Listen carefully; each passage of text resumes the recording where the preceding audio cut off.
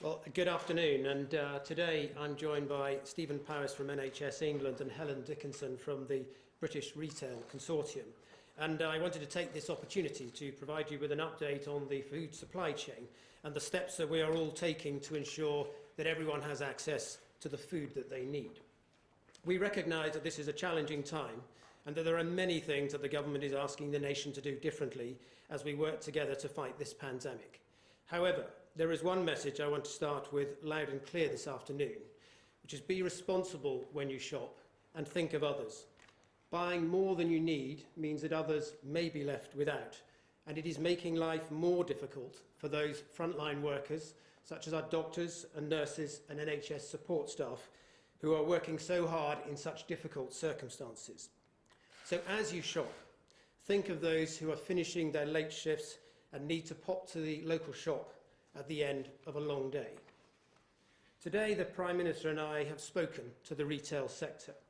There is more than enough food to go round, and our food supply chain is able to expand production to cope with increased demand.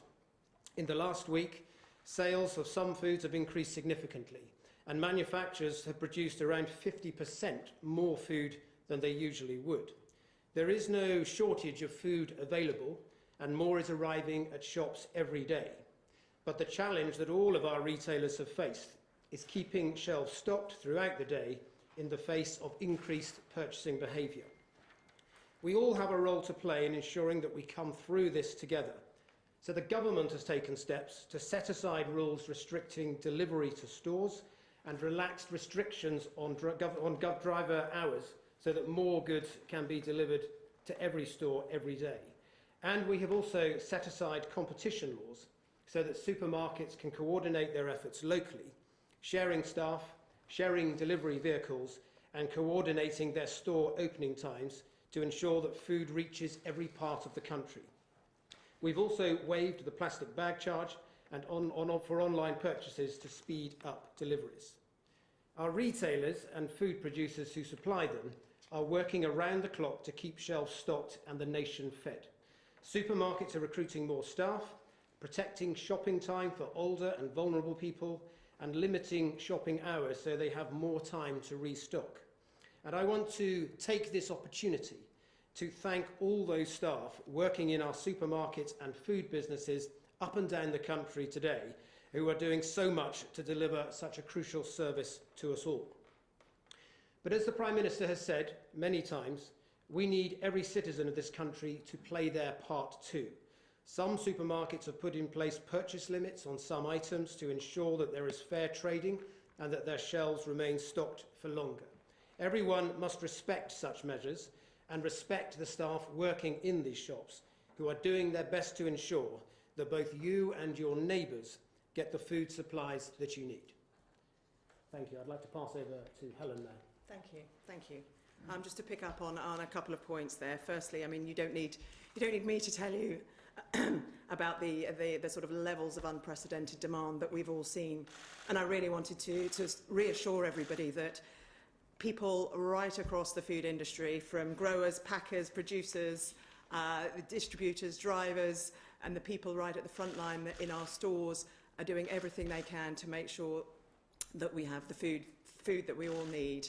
And it's almost like we're seeing basically a peak in demand like Christmas without the 4-month build-up in planning that you would normally have in advance, and we've been able to do that in 2 weeks.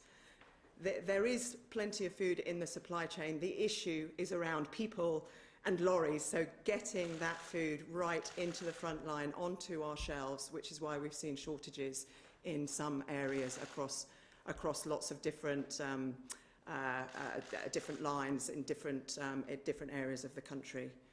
What's been vital over the last few days is the dialogue that we've had with government. They've really listened carefully to the things that people across the industry have highlighted that would make it easier to increase capacity. The key is, I guess, not just that listening, but being able to act quickly. And George has highlighted there a couple of things. I mean, for example, lifting curfew hours for deliveries has enabled much more lorries to get through the supply chain and into stores more quickly. And there's a whole list of of things where we've raised an issue and it's been addressed quickly. And I think that is going to be vital as we go forward over the coming few weeks. And I think the food retailers that I'm talking to every day and on the call with the Prime Minister earlier really wanted to underline that message about, encouraging everybody to really be considerate in what they buy, make sure that they only buy what they need.